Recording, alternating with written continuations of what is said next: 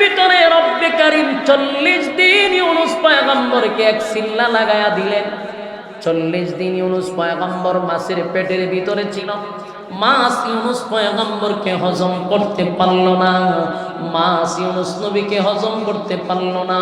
আর মাছের পেটের ভিতরে বৈশাখ 1.5 লক্ষ বারের মতো ইউনুস পয়গম্বর লা ইলাহা ইল্লা আনতা সুবহানাকা ইন্নী কুনতু মিনাজ জালিমিন। এইভাবে যখন পড়তে একটা সময় আল্লাহ বলেন, ইউনুস আমার শরণাপন্ন হয়ে গেছে। ইউনুস নবী একাধারে 40 দিন আমার মালিকরে ডাকলো, একাধারে 40 দিন। আল্লাহ শেষে জবাব দিয়ে ওই পাঁচটা যাবে না লাহু ওয়া নাজ্জাইনাহু মিনাল গাম্মি ওয়া কাযালিকা নুজিল মুমিনিন। আল্লাহ রাব্বুল আলামিন বলেন, ইউনুস যখন আমাকে ডাকতে লাগলো, আমি আল্লাহ ইউনুসের ডাক শুনতে পারছি এবং ইউনুসের ডাকে আমি সাড়া দিছি। ইউনুস যখন আমারই শরণাপন্ন হইছে, মুসিবতে যখন পড়ছে, ইউনুস কাউরে ডাকে নাই। কারে ডাকছে? ব্রাহ্মণবাড়িয়া মানুষ কারে ডাকছে? আরো জোরে। মুসিবতের মধ্যে পড়ে সর্বপ্রথম আমরা কার শরণাপন্ন হব? এই জন্য এখান থেকে একটা জিনিস শিক্ষা গ্রহণ করা দরকার। ইউনুস নবী যখন মাছের পেটের ভিতরে, এতটা মুসিবত, পৃথিবীর কোন মানুষ ওনাকে উদ্ধার করা সম্ভব না, পৃথিবীর কোন তথ্য প্রযুক্তি দিয়া ওনাকে উদ্ধার করা সম্ভব না। কিন্তু সেই ইউনুস পয়গম্বর মাছের পেটের ভিতরে বুয়া শুয়া শুয়া উনি বারবার বলতে লাগলো, লা ইলাহা ইল্লা আনতা সুবহানাকা ইন্নী কুনতু মিনাজ জালিমিন। লটারির নাম দিতে গিয়া সর্বপ্রথম যার নামটা উঠছে উনি হলেন হযরত ইউনুস। সুবহানাল্লাহ। ওহন মাঝে ইউনুস কাটায়ও আর সব বড় কত সুন্দর মানুষ, নবীদের চেহারা কি সাধারণ চেহারা। এই সমস্ত যাত্রীরা উনার ভাই ছায়া দিয়েছেন 10 মিনিট। আপনার মতো ব্যক্তির নাম উঠছে না, না না ভুলে উঠছে, ভুলে আপনার মতো ব্যক্তির যদি আমরা জাহাজ থেকে ফালাই, এতক্ষণ তো জাহাজ পানির উপরে ঘুরছে, পরে নিচে ঘুরবো পানি নিচে। আপনারা বাগানে যেত না, সব বনাস এমন সুন্দর চেহারা, এটা ভুলে উঠছে। এখন আবার মিল্লা হয়ে গেলে আবার লটারি দিচ্ছে, লটারি দিয়ে দেখে আবার যেই সেই ইউনুস নবীর নাম উঠছে। অনেরা একবার ইউনুস নবীর পয়সা আর একবার নামের পয়সা। তো ঘটনাটা কি? আবারও ভুলে উঠছে, এই লুকরে নদী এই জাহাজ থেকে ফালানো যাবে না। আবার লটারি দিচ্ছে, নাম ঘুরে আবার উঠে ইউনুস নবীর নাম। এইভাবে তারাও ইউনুস নবীরে বাঁচানোর জন্য বহু চেষ্টা করছে। ঘোষণা একজনে দিতেছে, কয় নিশ্চয় ঝামেলা আছে।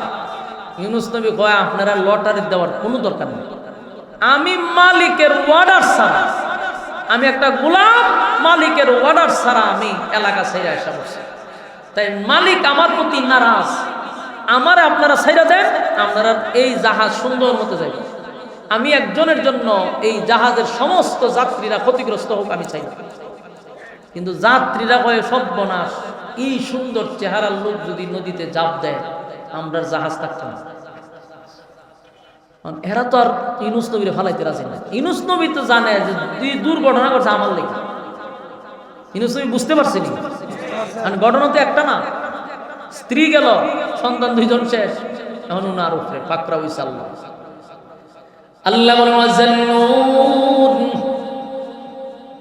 মাছওয়ালার ঘটনা আমি বর্ণনা করতেছি, তোমরা শুনো। আমরা মাছওয়ালার ঘটনা শুনতেছি।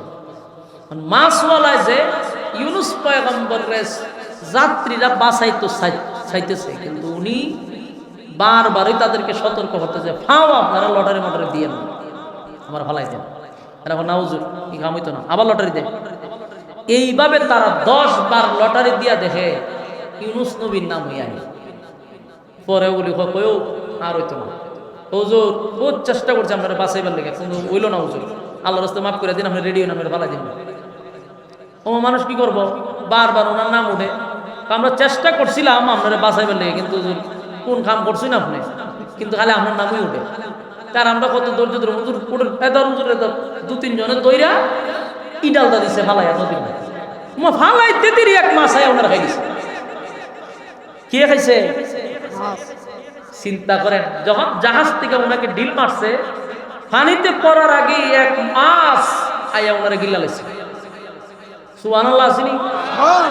গাছ সহ্য ভালোবাসা পান। এখন জাহাজ তো খুব সুন্দর চলে, জাহাজ আর ঘুরে না।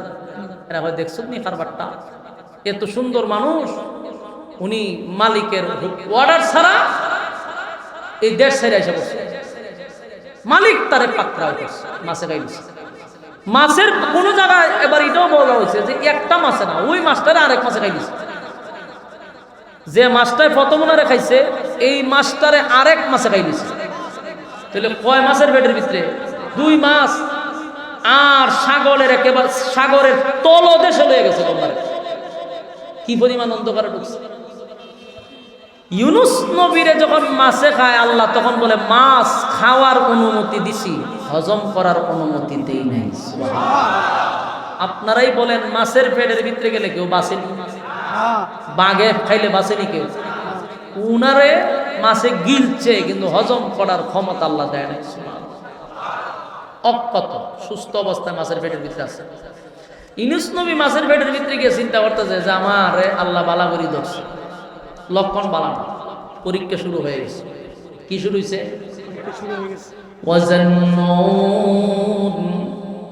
রব্বে কারীম মাছওয়ালার ঘটনা আমাদের সামনে বর্ণনা করতেছে। আল্লাহ কয় সেই মাছওয়ালা ইউনুস আলাইহিস সালাতু ওয়াস সালাম নিনওয়া নামক শহর থেকে আল্লাহর হুকুম আসার আগে আগে নিজের থেকে যখন দেশ ত্যাগ করে উনি চলে আসলেন, মালিক ওনারে পাকড়াও করছে, ওনারে মালিক ছেড়ে দেয় নাই। একের পর এক পরীক্ষার মধ্যে সম্মুখীন হইলেন। স্ত্রী চলে গেল, সন্তান 2টা উদাও হয়ে গেল, নিজেও মাছের পেটের ভিতরে আছে। কিন্তু মাছের পেটের ভিতরে গিয়ে ইউনুস আলাইহিস সালাতু ওয়াস সালাম বলেন, নিজে নিজেই উনি বুঝতে পারছে যে ভুলটা আমারই হয়েছে। ইউনুস আলাইহিস সালাতু ওয়াস সালাম বলেন, ভুল আমার হয়েছে কারণ আমি আমার মালিকের হুকুম ছাড়া দেশ থেকে ভিন্ন দেশে রওনা দিছি।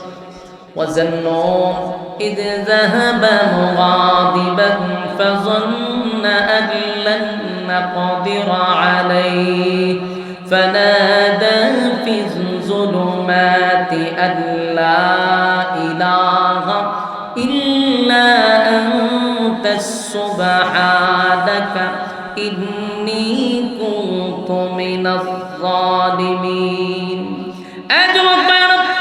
আল্লাহ রাব্বুল আলামিন বলেন, তোমরা স্মরণ করো আমার মাছওয়ালার ঘটনা স্মরণ করো। যেই মাছওয়ালাকে আমি আল্লাহ, মাছওয়ালাকে আমি অন্ধকারের ভিতরে রাখছি, কিন্তু সেই মাছওয়ালা তার নিজের ভুল এক সময় বুঝছে। মাছের পেটের ভিতরে গিয়ে ভুল বুঝছে, আল্লাহ আমারই অপরাধ দিছে, ভুলটা আমারই ছিল। মালিক আমি জানি আপনি ছাড়া আর কেউ নাই, আপনি ছাড়া কোনো ইলাহ নাই, আপনি পবিত্র। আমি ভুল করছি, অন্যায় করছি, অপরাধ করছি, কিন্তু আপনি ছাড়া যাওয়ার কোনো জায়গা নাই। স্বীকার করছে যে আপনি ছাড়ার কোনো ইলাহ নাই।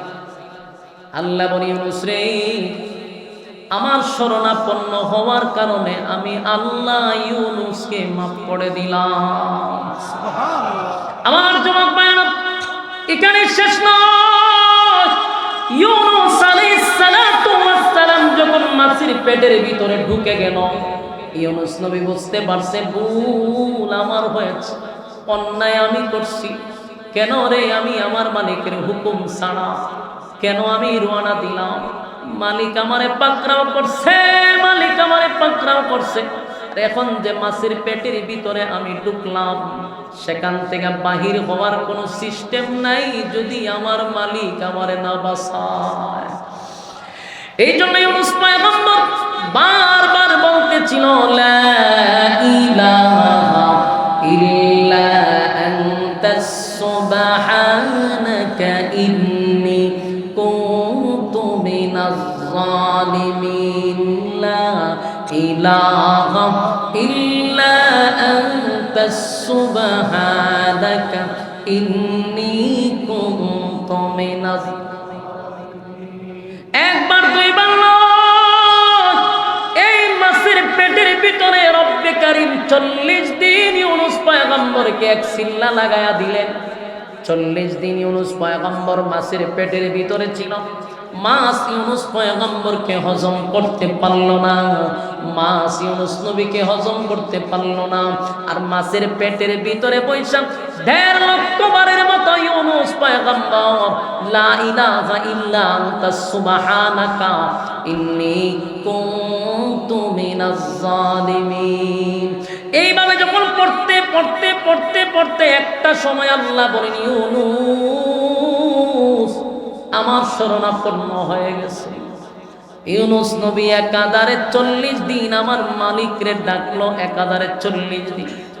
আল্লাহ শেষে জবাব দিয়ে ওই ফাস্তাজাবনা লাহু ওয়া নাজ্জাইনাহু মিনাল গাম্মি ওয়া কাযালিকা নুজিল মুমিনিন। আল্লাহ রাব্বুল আলামিন বলেন, ইউনূস যখন আমাকে ডাকতে লাগলো, আমি আল্লাহ ইউনূসের ডাক শুনতে পারছি এবং ইউনূসের ডাকে আমি সাড়া দিছি। ইউনূস যখন আমারই শরণাপন্ন হইছে, মুসিবতে যখন পড়ছে, ইউনূস কাউরে ডাকে নাই। কারে ডাকছে?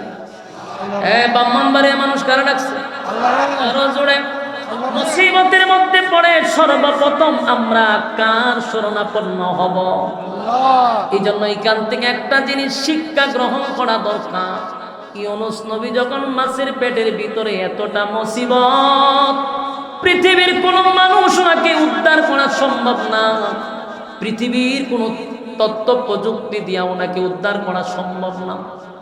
কিন্তু সেই ইউনূস পয়গম্বর মাছের পেটের ভিতরে বুয়া শুয়া শুয়া উনি বারবার বলতে লাগলো, লা ইলাহা ইল্লা আনতা সুবহানাকা ইন্নী কুনতু মিনাজ জালিমিন।